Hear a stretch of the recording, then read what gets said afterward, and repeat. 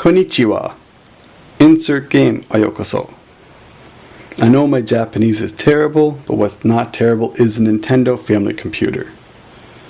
Released to the Japanese market in 1983, this was Nintendo's entry into the home console market. After their successes in the arcade market, they really wanted to get into the home console market, and they did that with the Nintendo family computer. As we all know, it worked out for Nintendo really well, as they're known worldwide as a video game company and not so much as a trading card company anymore. I wanted to take a closer look at the console itself, kind of show you some of its features, give you a close look at it, maybe give you an idea if it's something you might want to collect for.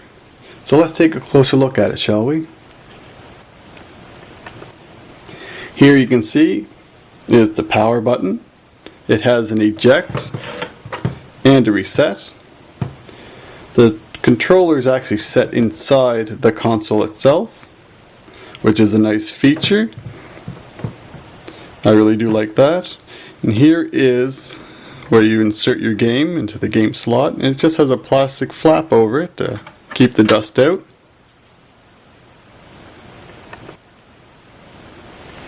If we look at the front of it here, there's a expansion port.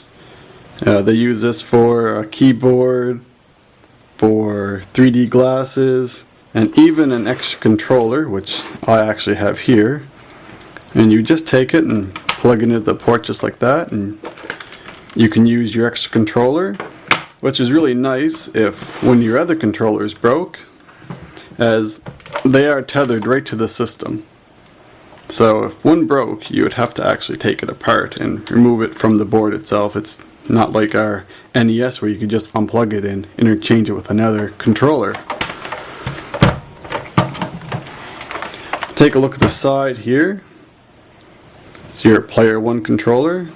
It has a D-pad, which they borrowed from their Game & Watch line. A start and a select. A B and an A button. Very much like the controller we got in North America, the exact same layout. But I do like this controller better. It feels much better in the hands. Due to the rounded corners, I like that. Feels nice. If we look at the other side, the Player 2 controller doesn't have a start or select, but it does have a microphone and a volume control. And I believe they use that for some games, but I'm not sure what ones they've used it for. And you still have your directional pad and your B and A buttons.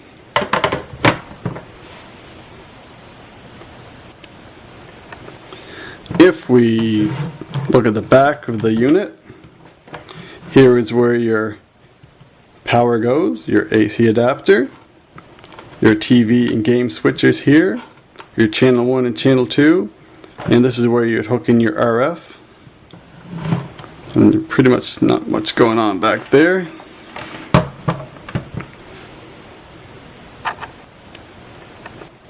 Just kind of show you the eject.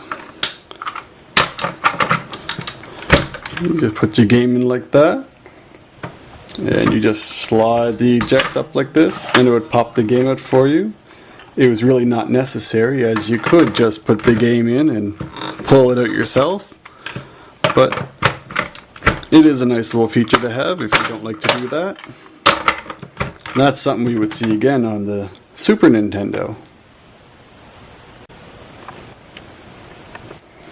Kind of give you an idea of the size comparison between the Nintendo family computer and the Nintendo NES. As you can see, the NES is quite a bit larger. Roughly half the size.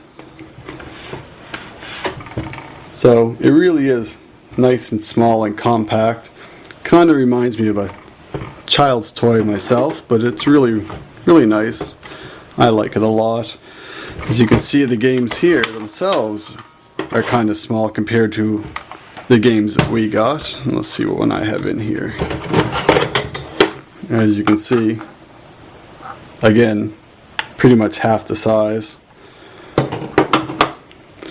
So that's the Nintendo Family Computer. A system that had a lot of great games for it, such as Ice Climber, The Goonies, Final Fantasy II, Mega Man, Wrecking Crew, Super Mario 3, and Mario Brothers, and Mother. All great games for the system. If you ever have a chance to pick one of these up, I would recommend doing so. It is a fun system to collect for.